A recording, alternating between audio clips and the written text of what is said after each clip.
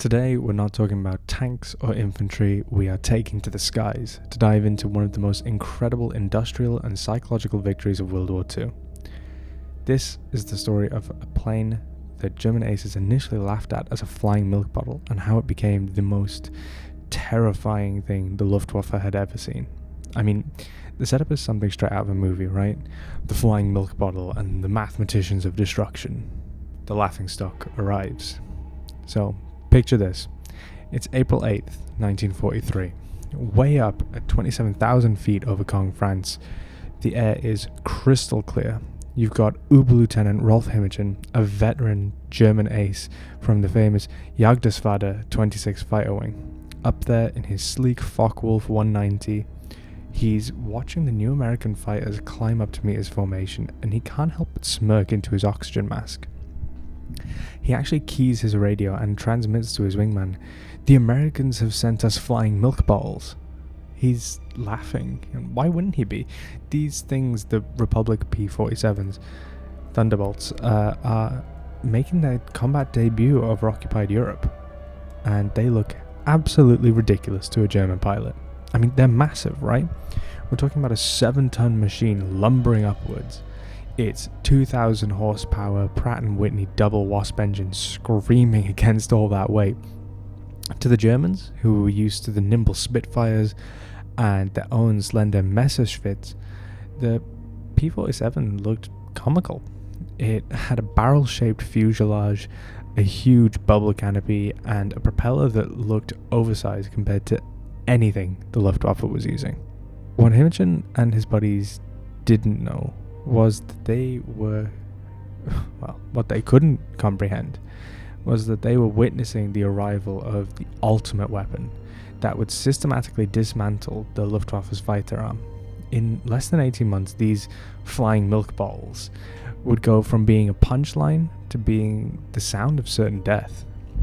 The physics of destruction was already loaded into these broad wings. The P-47 packed 8 .50 caliber Browning machine guns. That's a combined fire rate of 6,000 rounds per minute. Loaded with 3,400 rounds of ammunition, that's enough concentrated firepower to saw a Messerschmitt in half in under 2 seconds. Abandoning the old rules. The shift started that very morning. Major Donald Blakesley, commanding the 335th Fighter Squadron, saw the German formation positioning for their attack. Blakesley was a veteran, having transferred from flying Spitfires with the RAF just weeks earlier, and he knew something that his new American pilots didn't. Surviving in the P-47 meant throwing away everything they thought they knew about air combat. Because let's face it, the Thunderbolt was a radical design philosophy. Germany focused on light, nimble interceptors optimized for quick climbs and sharp turns. Republic Aviation, led by brilliant Georgian-born designer Alexander Kartveli, created the absolute opposite. A high-altitude juggernaut that redefined the rules of the sky using mass power and overwhelming firepower. Among the 56 American pilots that day were future legends, future aces, whose names became notorious to the German pilots. But right then, on April 8th, 1943, they were rookies in an untested machine, facing the most experienced fighting force in the world. Germans who had been fighting non-stop since 1939 across Poland, France, Russia, and Britain. The Americans were starting from zero. This entire saga is about industrial logic. Defeating tactical brilliance. How quality and quantity fused into an overwhelming superiority that made the German pilots' laughter turn into icy terror, and when they finally learned what a synchronized barrage of 8 Browning machine guns could do to an airplane at 400 yards, the dinosaur with good proportions, the P-47 was born in a panic. It was 1940 in June, and the German fighters were dominating the skies over France. Kartveli, Republic Aviation's chief designer, got urgent specifications from the US Air Force for high altitude interception that could match the best Luftwaffe had. Kartveli admitted to his team it will be a dinosaur, but it will be a dinosaur with good proportions. When the P-47B prototype first flew on May 6, 1941, it genuinely shocked everyone. At 9,900 pounds empty, it was 65% heavier than its predecessor, and it had a massive turbo supercharger, a complex maze of ducting that ran all the way through the rear fuselage, giving it almost a pregnant look. Test pilots taking it out for the first time always ask the same question: does this thing actually fly? Well, it flew, but not like anything else. It flew like a beast at high altitudes. The massive 18-cylinder Radical Pratt & Whitney R2800 double Wasp engine putting out 2,000 horsepower, and crucially, it could maintain that full power at 27,000 feet.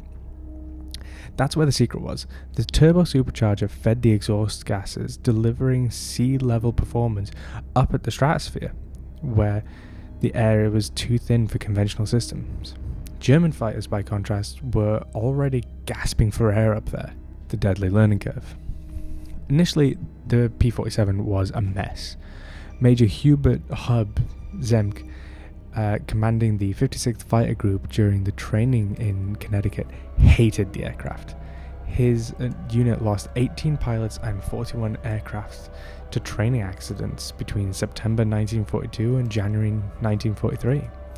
Think about that. The P-47 killed more Americans in training than the Germans would in the first few months of combat. It was a nightmare to land. Its torque rolled violently to take off and dove with such enthusiasm that pilots started to experience compressibility, where their controls froze and shockwaves formed from the wings. But the few survivors that trained and learned that this aircraft was extraordinary. Lieutenant Robert Johnson was a farm boy from Oklahoma who had become one of America's top aces with 27 victories. Described his first fight, it was like strapping yourself to a locomotive. The power was unbelievable. You didn't fly it, you aimed it. The first combat encounters in April and May 1943 seemed to confirm every German prejudice. The P-47s couldn't turn with the Focke-Wulf 190s. They couldn't climb with the Messerschmitt 109s. At medium altitudes, they were sluggish. Luftwaffe pilots quickly figured out tactics. Attack from below, where the heavy Thunderbolts struggled and forced them into turning fights where agility was key. Joseph Pips Prillo, the commanding officer of the Jägerfighter 26, reported to headquarters after his first encounter. The new American fighter is meat for slaughter. It flies like a truck, turns like a freight train, and climbs like a pregnant cow. His boys were calling them Indietas, or fat targets. The early numbers backed the Germans up. In their first few months, American fighting groups lost 14 Thunderbolts for only 3 confirmed German kills. The RAF, watching from their Spitfire squadrons, quietly suggested the Americans might want to rethink their choice of fighter. The Brits even joked that the P-47's best evasive maneuver was unstrapping and running around the roomy cockpit. The unbelievable resilience. But there was a suitable difference in those early battles that the German intelligence completely missed. The P-47s that were getting shot down were absorbing punishment that no other aircraft could handle. One plane came back from a May 4th mission with 21 cannon holes and over 100 machine gun strikes, damage that would have simply disintegrated a Messerschmitt or a Spitfire. Its massive radial engine lacking vulnerable coolant systems.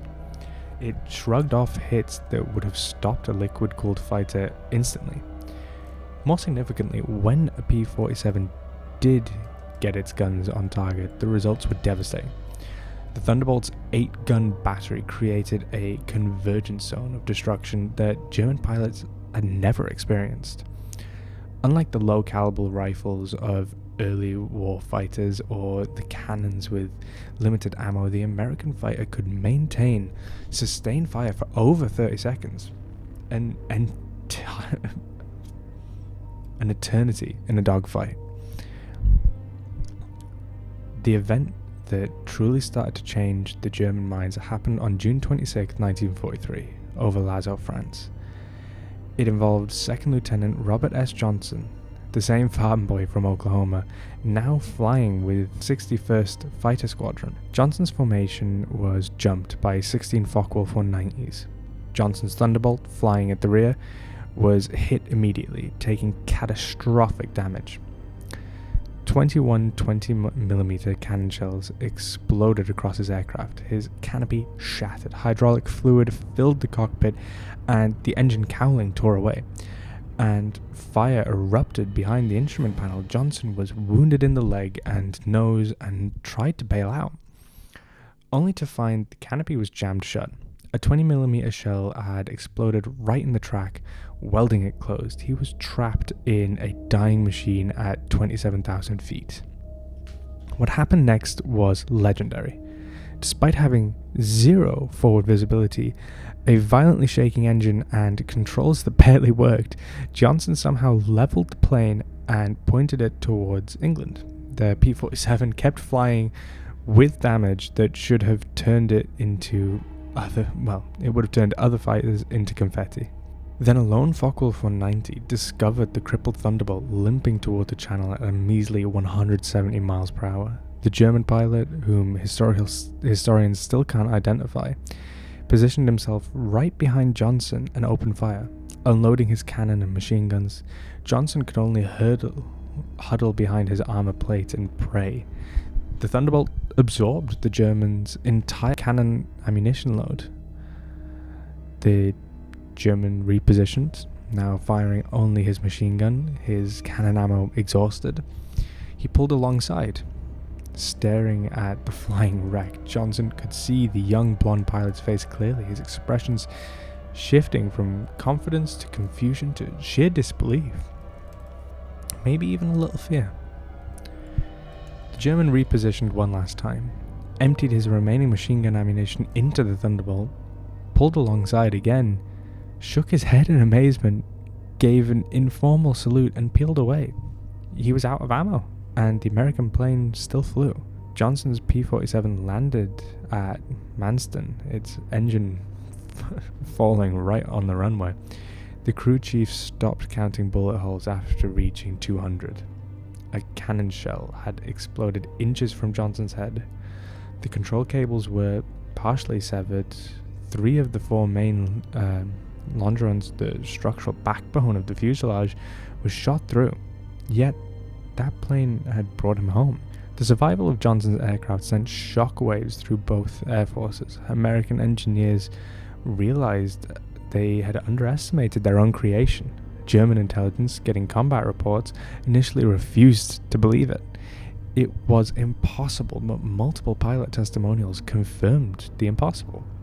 The P-47 had taken everything the Luftwaffe's best fighter could deliver, and it lived. By July 1943, the American pilots were finally learning the plane's true strength.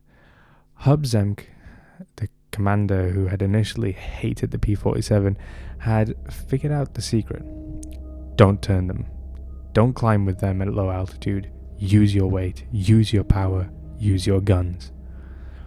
The Thunderbolt's massive weight became a weapon in itself. In a dive, nothing could catch it. From 30,000 feet, a P-47 could hit 550 miles per hour, faster than any German fighter could manage, even in a vertical dive. That speed could then be converted back into altitude in a zoom climb that left pursuing German fighters absolutely helpless. Captain Walker Bud Maharin, who would become an early American ace, developed the famous boom and zoom tactic.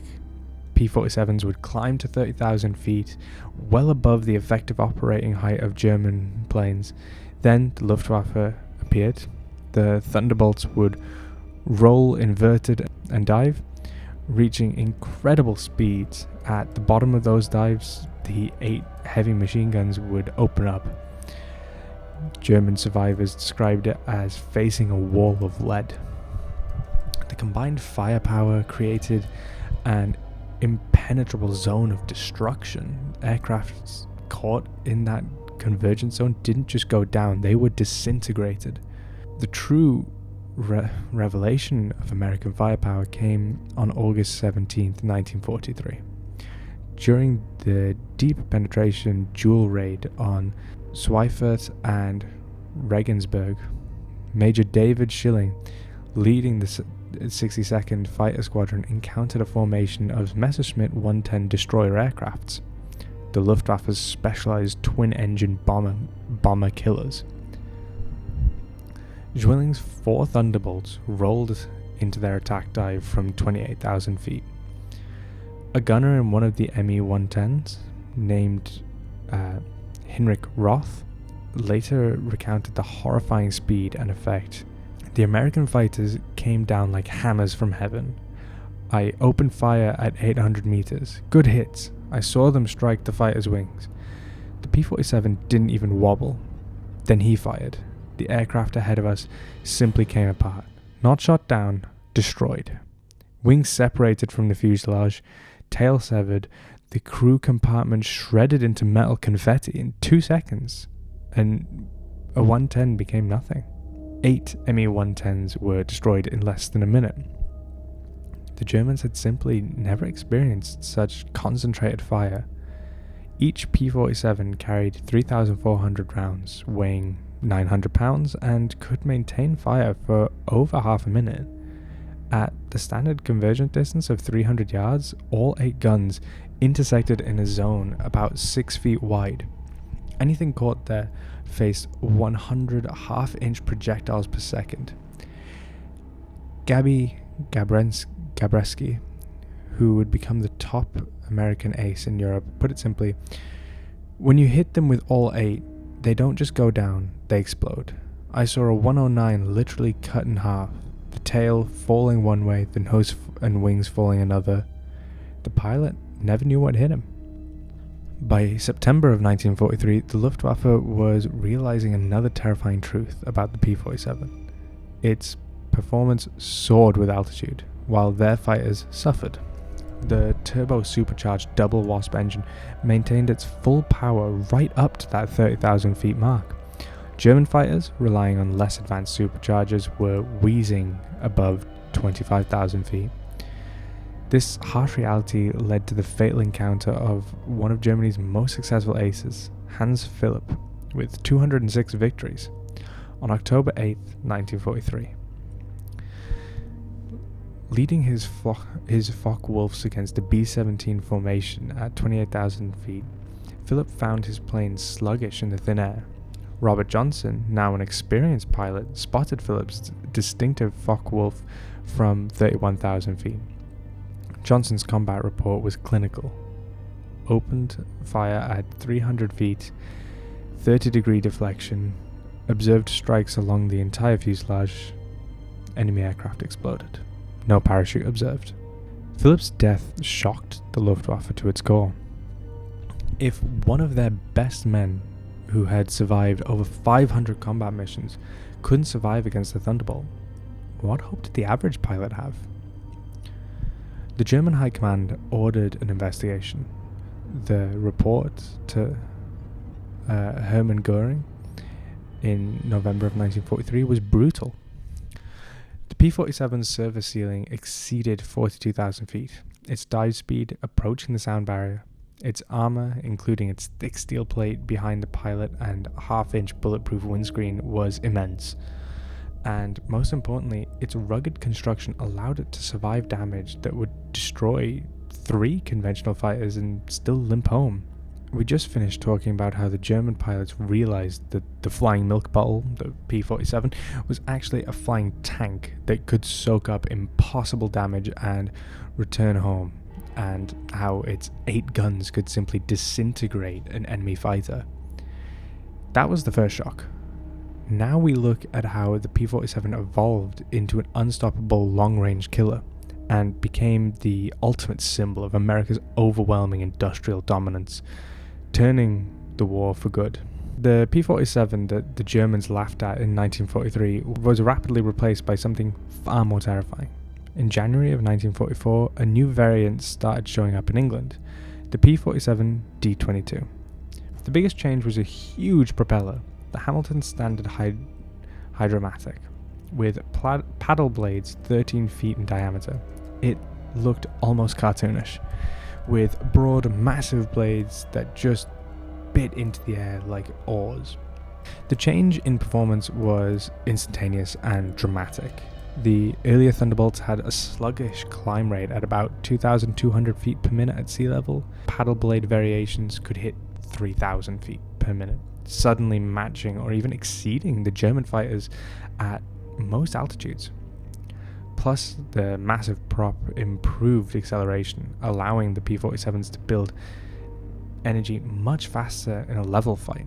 A veteran German pilot named Heinz Knock, who had over 200 combat missions, encountered one of these new variations near Hanover in February of 1944. He wrote in his combat diary, "The fat American fighters have learned to climb. We bounced a formation near Hanover, expecting our usual advantage. They turned into us and climbed with us. Then we tried to disengage. They followed us up to 30,000 feet. Schmidt was caught and blown apart. Nothing left but smoke and fragments. These are not the same machines we laughed at last year." The new propeller did more than just improve performance. It changed the sound of the P-47.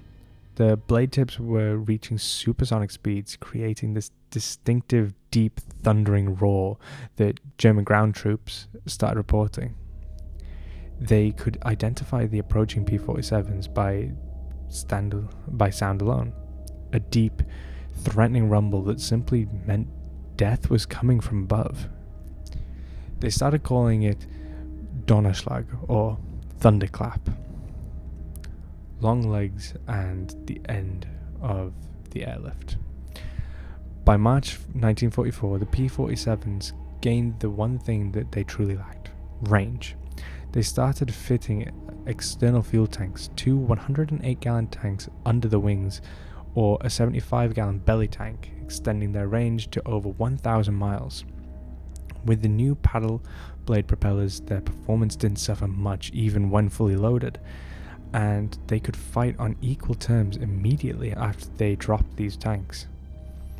This meant P-47s could now escort bombers deep into Germany. The Luftwaffe's previous strategy of concentrating on the bombers, knowing the escorts would have to turn back, was dead.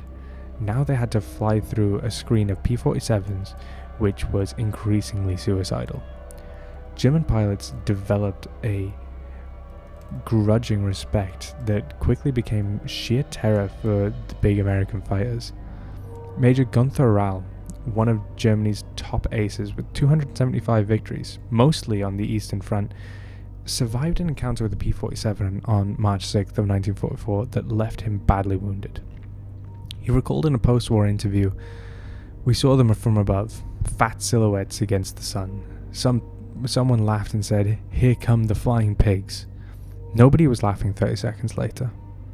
They came down like an avalanche, faster than we could react.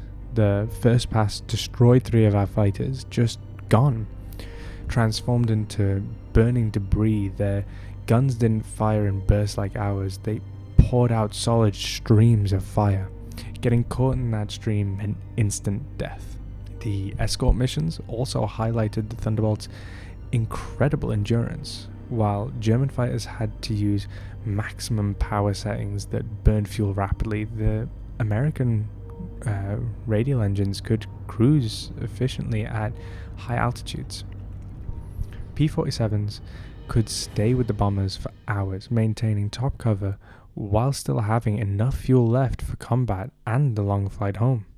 As the long-range P-51 Mustangs started arriving in the spring of 1944, P-47 units began to shift their focus to ground attacks, a role that would make them the single most feared aircraft in the German arsenal. The heavy machine guns proved devastating against ground targets. The standard armor-piercing incendiary ammunition could punch through the top armor of most German vehicles, and The sheer volume of fire could obliterate soft targets in seconds. A 2-second burst put 160 half-inch projectiles into the area the size of a truck. But the real transformation came with bombs and rockets. The P-47 D-25 could carry 2 1,000-pound bombs under the wings and a 500-pound under the fuselage. That was a bomb load equal to the medium bombers of the early war. Later variations added stubs for 10 5-inch high-velocity aircraft rockets, HVARs, each equivalent to a 105mm artillery shell. Oberst Hans von Luck, who commanded a Panzer Grenadier regiment during the Normandy campaign, experienced these P-47 attacks personally. And he said, "They came in low. So low you could see the pilots' faces. The sound was terrifying. The engines roaring, rockets screaming, and the hammer of those heavy machine guns. A column of those trucks simply ceased to exist. 20 vehicles transformed into burning wreckage in one pass. The psychological effect on the men was devastating." German soldiers called them Jacobs, Yabos, or fighter bombers, but von Luck said these were something more. They were flying artillery with the accuracy of snipers. The D-Day and the air supremacy umbrella. On June 6, 1944, D-Day, the Luftwaffe discovered how truly complete the Allied air superiority was. Over 500 P-47s provided air cover for the invasion, creating an absolutely impenetrable umbrella over the beaches. German fighters trying to reach the landing zones were simply massacred. Oberlieutenant Wolfgang Fischer, one of the 3 German pilots who even managed to reach the beach that day, reported the sky belonged to the Americans. Thunderbolts were stacked from sea level to 30,000 feet. We tried to break through at dawn. 12 fighters from our group. I was the only one to return. The P-47s were waiting at every altitude. You couldn't climb over them. You couldn't dive under them. Their guns turned our fighters into aluminium rain. In the weeks following D-Day, the P-47 systematically wiped out German movement in daylight. The statistics were staggering. In June alone, 9th Air Force Thunderbolts claimed 651 locomotives, 3,847 trucks, 512 tanks, and 4,543 horse-drawn vehicles destroyed. The Wehrmacht was forced to move only at night, totally crippling their ability to respond to the Allied advance. The Germans tried everything: more anti-aircraft guns, thicker vehicle armor, new camouflage. Nothing worked. The P-47's speed, armor, and firepower made them nearly unstoppable. Even the dreaded 88mm flak guns struggled to track the fast-moving fighters at low altitude. The Pacific Monsters and the Jet Hunters, while they were devastating Europe, the P-47s were also providing their worth in the Pacific. The 348th Fighter Group, operating from New Guinea, found the Thunderbolt's long range and sheer ruggedness perfect for the vast distances and harsh conditions of the Pacific theater. Colonel Neil Kirby, commanding the 348th, earned the Medal of Honor after leading 4 P-47s against 40 Japanese aircrafts and shooting down 6 himself in a single mission. The Japanese, used to fighting nimble but fragile American planes, were totally unprepared for the P-47's durability. Japanese ace Saburo Sakai later wrote, "We called them monsters. Our 20mm cannon, which could destroy a P-40 with a few hits, seemed to have no effect. I put dozens of rounds into one Thunderbolt and watched it fly away. Their return fire was terrifying. Streams of heavy bullets that tore aircrafts apart." The P-47 continued to evolve, eventually developing the P-47N variant, specifically for the Pacific. With increased fuel capacity in its wet wings, its range extended to an incredible 2,350 miles, allowed it to escort B-29s all the way into Japan. The short light fighter of 1943 had become a true global weapon. Perhaps the ultimate victory came against the German jet fighters, the Me-262s, with its 540 mph top speed should have been untouchable. But P-47 pilots learned they could catch the jets in two vulnerable situations: during takeoff and landing, and in high-speed dives from altitude. In late 1944, Colonel John C. Mayer, flying a P-47, became one of the first to shoot down an Me-262. Diving from 2,800 feet, his Thunderbolt reached nearly 500 mph, fast enough to catch the jet in a level fight. The jet pilot, confident in his high speed, never saw the P-47 until Mayer's guns opened up. Mayer reported that the jet disintegrated under fire. Large pieces, including both engines, separated from the fuselage. The concentrated fire of 8 .50 caliber guns proved more effective than we anticipated against German aircrafts. The message was clear: 8 heavy machine guns delivering a wall of lead trumped speed, especially when a pilot was forced to slow down. Overwhelming material superiority, the ultimate demonstration of American industrial might, came during Operation Bodenplatte baseplate on January 1st, 1945. The Luftwaffe launched a desperate, massive surprise attack on Allied air bases. At the field near Metz, the 365th Fighter Group, the Germans destroyed 22 Thunderbolts on the ground. A captured German pilot who was brought to the command post and pointed at the burning wrecks. He taunted, "What do you think of that?" Major George Brooking's response became legendary. He pointed to the flight line where ground crew were already pushing the damaged aircrafts aside and preparing hard stands. "By tomorrow," he said, "we'll have 40 new ones. How long will it take you to replace your pilots?" The German pilot's smirk disappeared. Within 48 hours, brand new P-47s, factory fresh, had been flown in, and depots in England filled the flight line. The Luftwaffe lost 271 aircrafts and 213 irreplaceable pilots in Bodenplatte. The Americans lost 134 aircrafts in total across all air bases, and they were all replaced within a week. The numbers tell the final story of inevitable defeats. Republic Aviation produced 15,603 P-47s during the war, more than any other American fighter. At peak, the Long Island factory alone completed 1 Thunderbolt every single hour around the clock.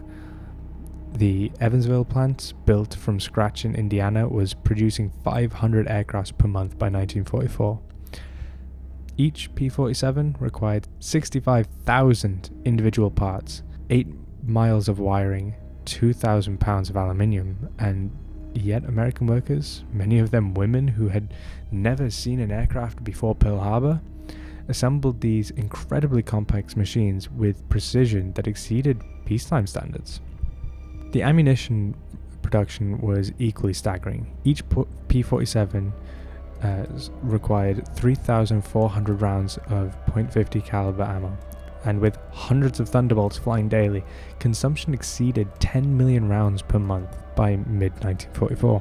One plant, the Lake City Arsenal, was producing 30 million rounds monthly, each one machined to tiny tolerances to ensure reliable feeding. The fuel consumption was also enormous, 100 gallons per hour in normal flight and up to 300 gallons in combat. The 9th Air Force alone burned 25 million gallons of aviation fuel monthly, all of it shipped across the Atlantic in tankers that were themselves products of American mass production. Even more impressive than the material production was the pilot training. By 1944, the US was graduating 30,000 pilots annually, more than Germany had trained in the entire war. Each P-47 got at least 400 hours of flight before combat. German pilots, by contrast, were often entering combat with less than 100 total hours by the end of the war. The quality difference was massive. American pilots arrived trained in tactics, gunnery, and formation flying. They had practiced against captured German aircrafts. The final German admission.